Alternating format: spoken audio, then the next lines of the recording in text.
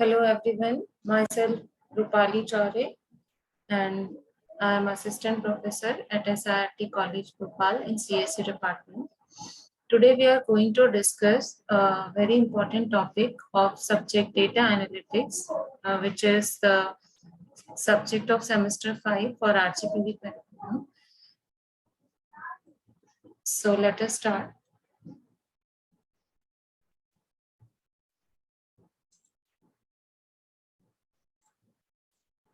So Hdfs, it is a term which is related to Hadoop, as discussed in my previous video. Hadoop is an big data technology, as we all know, and today we are going to discuss the one of the major component of Hadoop, which is Hdfs. Hdfs is Hadoop Distributed File System. So let us start about the Hdfs.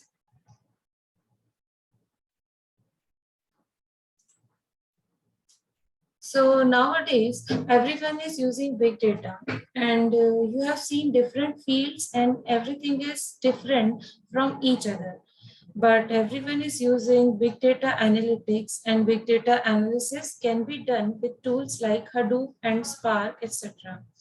So this is why big data analytics is very much in demand.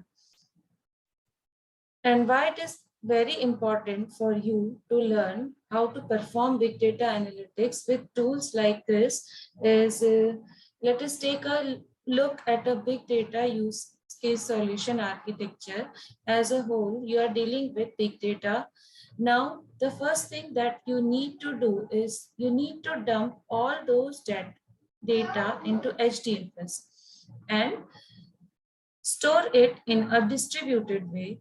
And the next thing is to process that data so that you can gain insights, the major insights of that data. And we will be using Yarn, which is yet another resource negotiator, another main component of Hadoop technology. And because Yarn can allow us to integrate different tools together, which will help us to process the big data.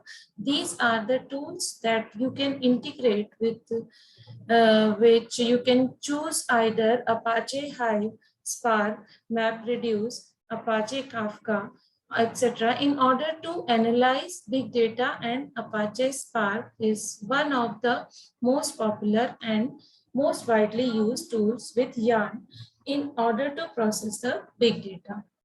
So this is the entire solution which is shown in here in the slide, and this is the solution as a whole. Now, since we have got introduced to Hadoop and Spark, let's take a deeper look at HDFS, which is our today's topic, which is the storage unit of Hadoop. So HDFS stands for Hadoop Distributed File System, and HDFS stands for Hadoop Distributed File System. And it is a place where we dump all our data, big data, which is stored in different nodes of the HDFS. So let us start about HDFS. It is a storage, HDFS is a storage unit of Hadoop, and here is the architecture of HDFS. Since I already told you that it is a master slave architecture, so the master node is known, which is name node, and the slave nodes are known as data nodes. And then we have got another node here, which is known as a secondary name node, which is shown in a green color block here. Now, don't get confused that secondary name node is just going to be replacement for a name node. I will tell you what a secondary name node does. Now, let us go back and understand the entire architecture properly so that you can see the little icons over all of these different nodes. And basically, the name node is the master daemon, and you can think of it as the king of the whole architecture, there's got a helper daemon, which is called secondary name node, which helps the name node master machine, and it has an icon of the minister, and then the pawns represent the slave nodes or slave daemons, which are called data nodes over here, and it contains the actual data where the actual work happens of all the big data storage and processing. So whenever you dump a file into HDFS and it gets distributed, your data is stored in the data nodes. The best thing about HDFS is that it creates an abstraction layer over the distributed storage resources. So when you're storing the HDFS file, it gets distributed in different machines. So you can see the entire HDFS as a single unit because it is laid out in such a structure. Now let us view each of these components one by one. So the first we will take a look at name node.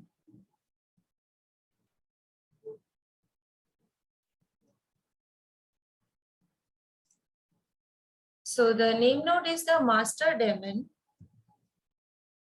Name node is the master daemon and it contains the and manages the data nodes. So what a name node does is it preserves a metadata, and metadata meaning data about the data. So whatever file or whatever data is stored in the data nodes, the name node maintains a proper sheet, a proper file where everything is mentioned, that what data is stored in which data node, and it serves any kind of request from the clients also. And since it acts as a master node, the data nodes are actually sending data or files to the name node, which is nothing but it just tells the name node what the data that which data node is alive and functioning properly. Now comes the secondary name node. The secondary name node does a very important task, and the task is known as checkpointing. So let us discuss what is checkpointing. The checkpointing is the process of combining edit logs with FS image, file system image. Now let me tell you that what an edit log is, it is a file system image, and the file system image, let us say that I have set up my Hadoop cluster of Hadoop cluster around 20 days back, and whatever transactions that happen with every new data blocks are stored in my HDFS. So whatever data blocks are deleted, every transaction is combined in a file known as file system image. And the file system image, which is also called FS image, resides in your disk, and there is one more similar file which is known as edit log.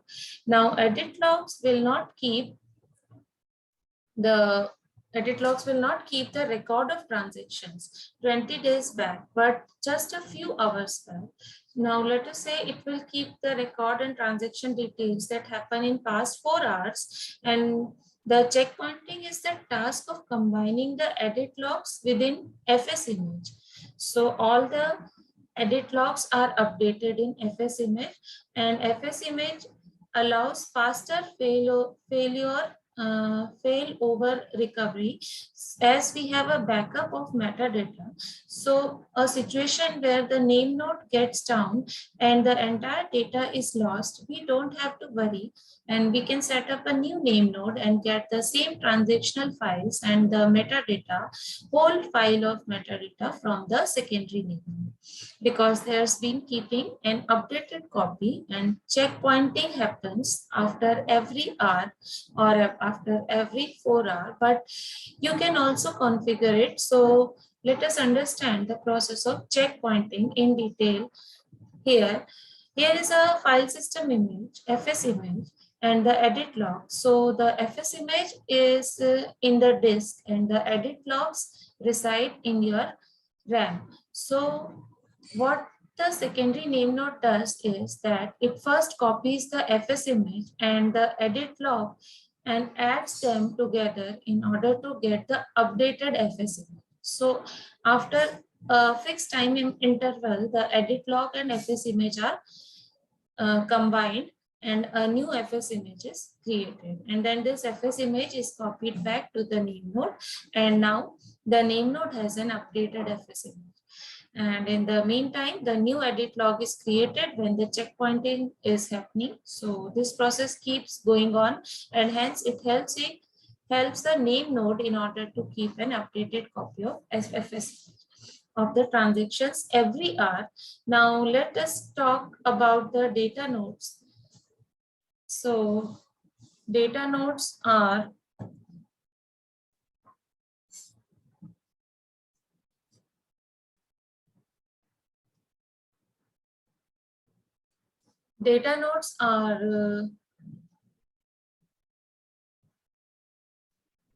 the slave machines, so which stores all the data actually stored on our Hadoop architecture.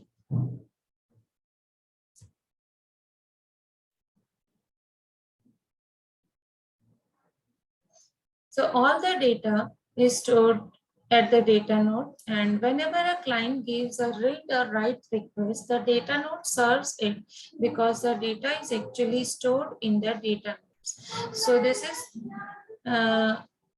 the main function of data node, and other than that, we can say that the data nodes stores the data in form of blocks. So let us discuss about the block creation technique, how the data is stored in form of blocks.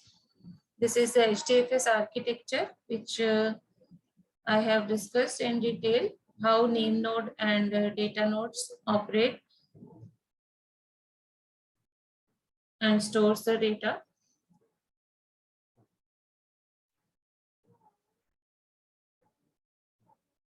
When a client gives a read or write request, the diagram shows that when a client gives a read or write request, the data node serves it because the data is actually stored in the data node. So this is all about the components and coordination of HDFS components. So we can have different data nodes which stores different data blocks of incoming file.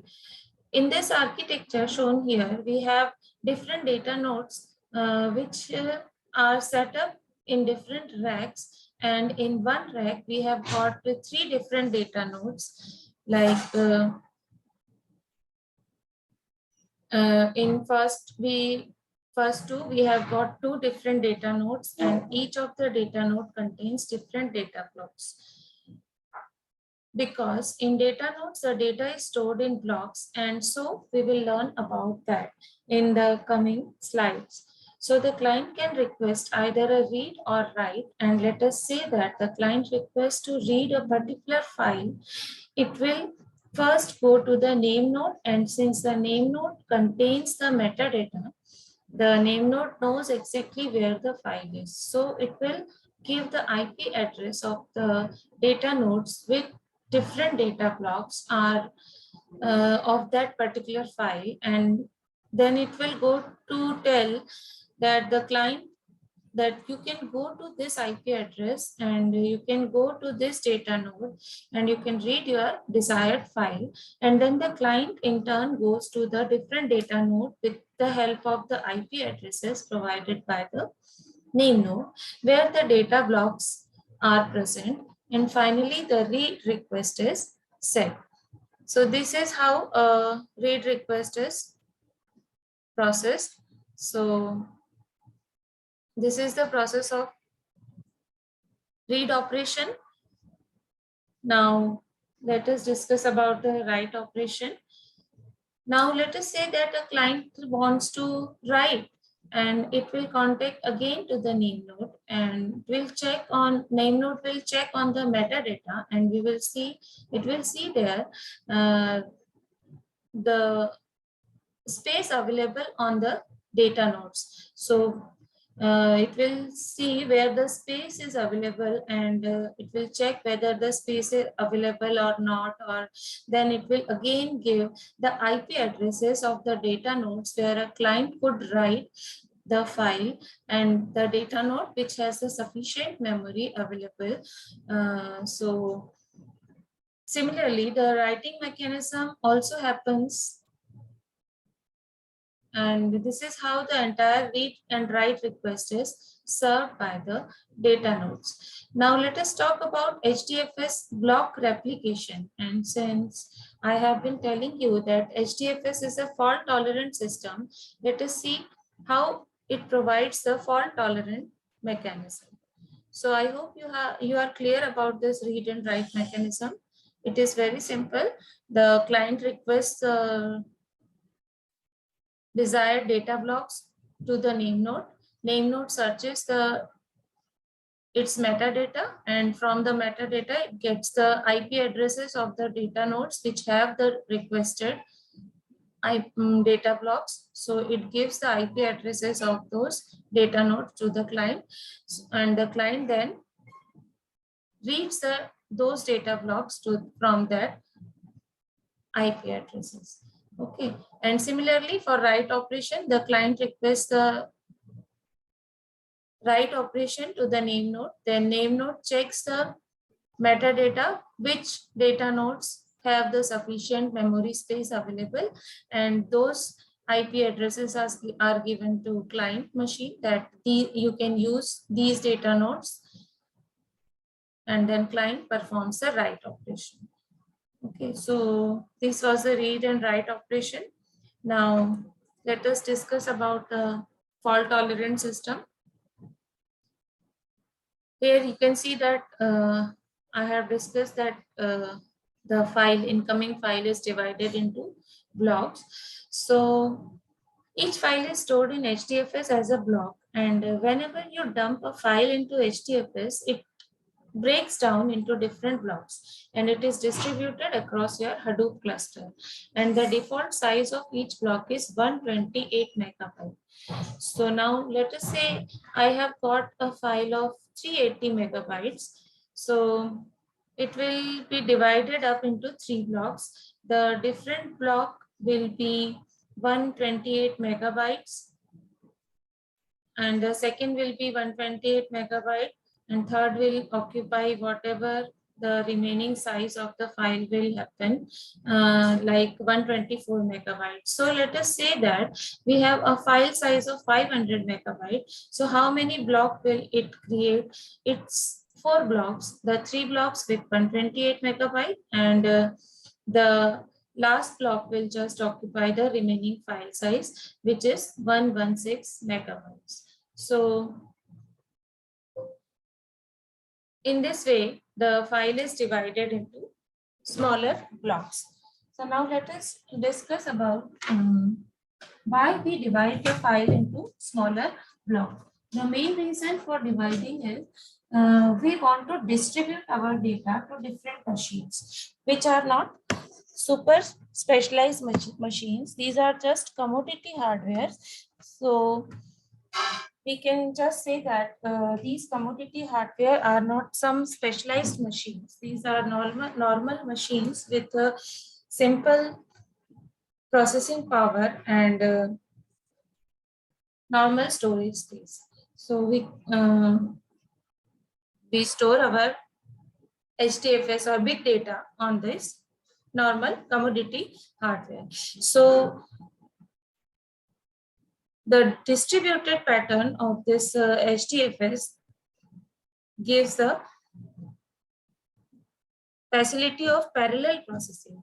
We can process a single file parallelly because it is divided into smaller parts. So we can say that HDFS uses the parallel processing technique.